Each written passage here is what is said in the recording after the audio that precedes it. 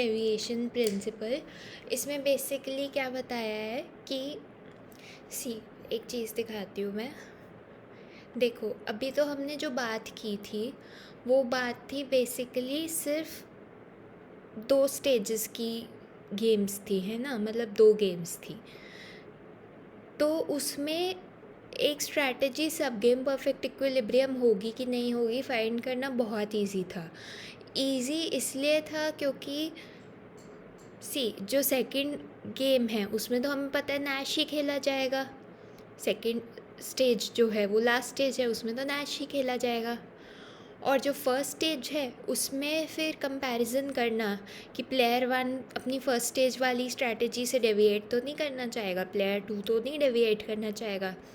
वो भी डूएबल था, इतना मुश्किल नहीं था। तो कोई स्ट्रैटेजी सब गेम परफेक्ट इक्विलिब्रियम होगी कि नहीं होगी ये फाइंड करना उतना टफ नहीं था, राइट।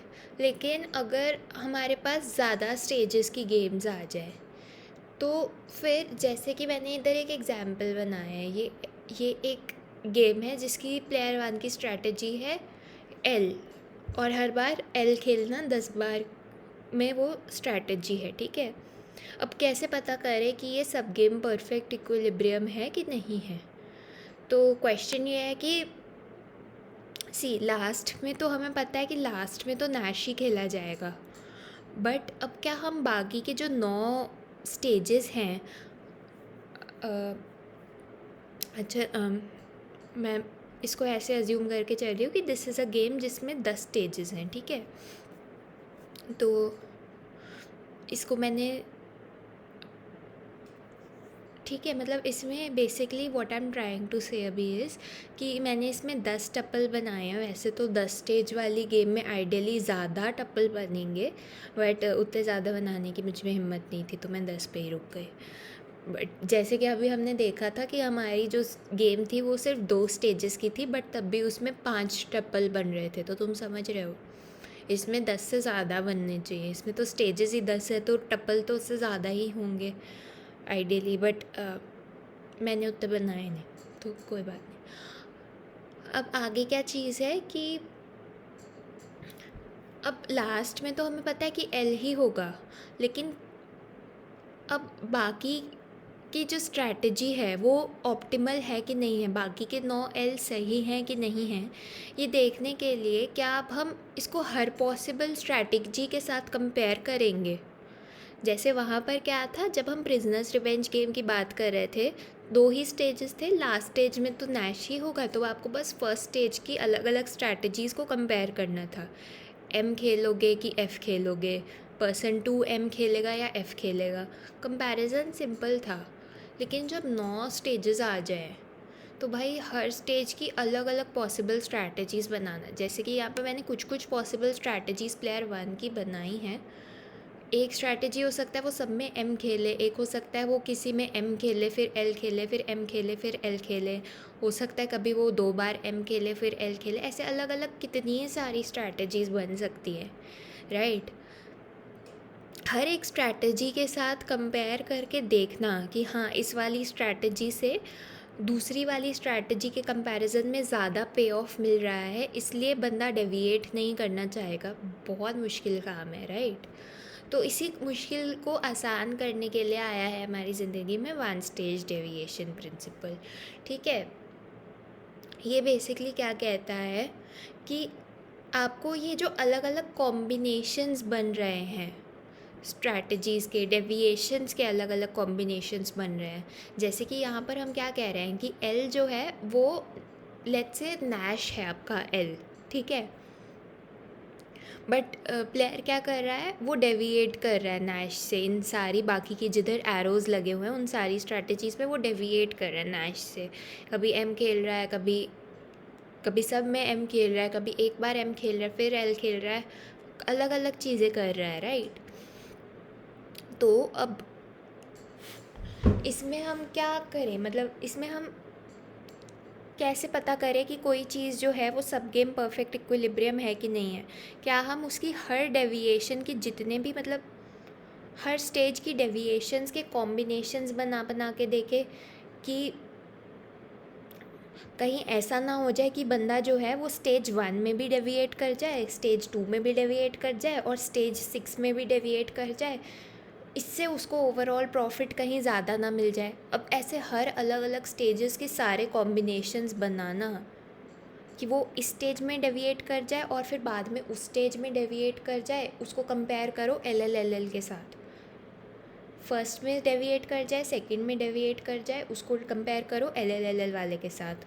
फर्स्ट में डेविएट कर जाए, थर्ड में डेविएट कर जाए, उसको कंपेयर करो इसके साथ। भाई ऐसे तो पागल हो जाएगा।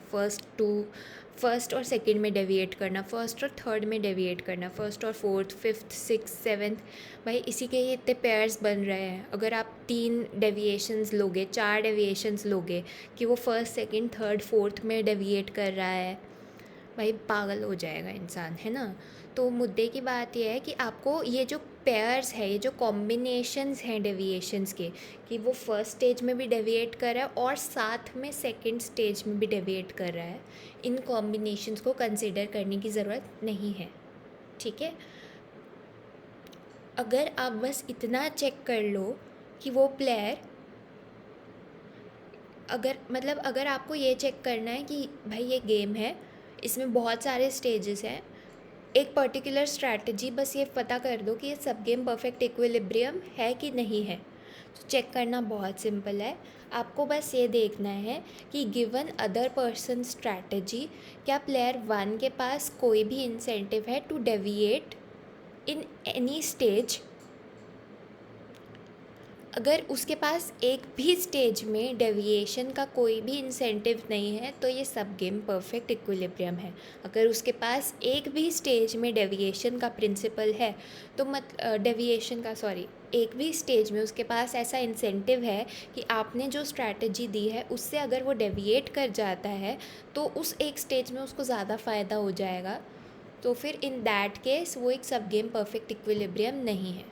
एंड फंडा बहुत सिंपल है, लॉजिक बहुत सिंपल है कि अगर, सिंपल सी बात यह है कि अगर एक स्टेज में डेविएट करके उसको ज़्यादा फ़ायदा नहीं हो रहा, ठीक है, अगर हम बोल रहे हैं कि एक स्ट्रैटेजी सब गेम परफेक्ट इक्विलिब्रियम है, उस बंदे को किसी भी स्टेज में डेविएट करके बेनिफिट नहीं हो रहा, तो दैट सिंपली मीन्स कि अगर वो स्ट्रैटेजीज़ की कोई भी डेविएशंस की, अगर वो डेविएशंस की कोई भी कॉम्बिनेशन भी बना ले तब भी उसको फ़ायदा नहीं होगा, है ना। अगर तुम्हें एक स्टेज में ही डेविएट करके फ़ायदा नहीं हो रहा तो फिर तुम बहुत सारे स्टेजेस में डेविएट करके क्या ही उखाड़ लोगे, कुछ नहीं कर पाओगे तुम। ठीक है, यही बेसिक लॉजिक है जिस पे ये प्रिंसिपल बेस्ड है। ठीक है, तो इसका मेन मतलब यही है कि आपको बस हर स्टेज पे चेक करना है कि अच्छा, अगर स्ट्रैटेजी के हिसाब से हम जिस चीज़ को सब गेम परफेक्ट इक्विलिब्रियम बोल रहे हैं उसके हिसाब से उसको फिफ्थ स्टेज में एम करना चाहिए, तो आपको बस ये चेक करना है कि कहीं फिफ्थ स्टेज में ही एल करने से उसको ज़्यादा फ़ायदा तो नहीं होगा कंपेयर टू एम करना। अगर नहीं हो रहा है तो गारंटीड मान लो कि कभी भी वो एम नहीं करेगा फिफ्थ स्टेज में, क्योंकि जब उसको फिफ्थ स्टेज में अकेला डेविएशन से कोई फ़ायदा नहीं हो रहा तो सेकंड स्टेज की डेविएशन को अगर आप फिफ्थ स्टेज की डेविएशन के साथ मिला दोगे, डेविएशंस की एक खिचड़ी बनाओगे, तो भी उसको कोई फ़ायदा नहीं होगा।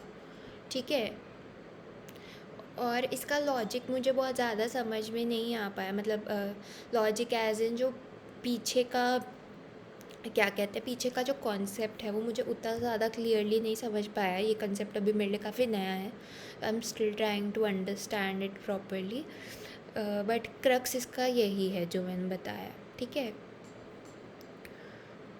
और आगे बताया हुआ है कि एक one stage unimprovable strategy must be optimal, मतलब वही बोला है कि सब गेम परफेक्ट इक्विलिब्रियम तभी होगा जब किसी भी एक भी स्टेज में आपके पास इंसेंटिव नहीं है टू डेविएट। ठीक है, तो आपको कॉम्बिनेशंस ऑफ डेविएशंस नहीं चेक करनी है, बस इतना देखना है कि एक भी स्टेज में डेविएशन ना नहीं होनी चाहिए पॉसिबल। तो यही था इस चैप्टर में।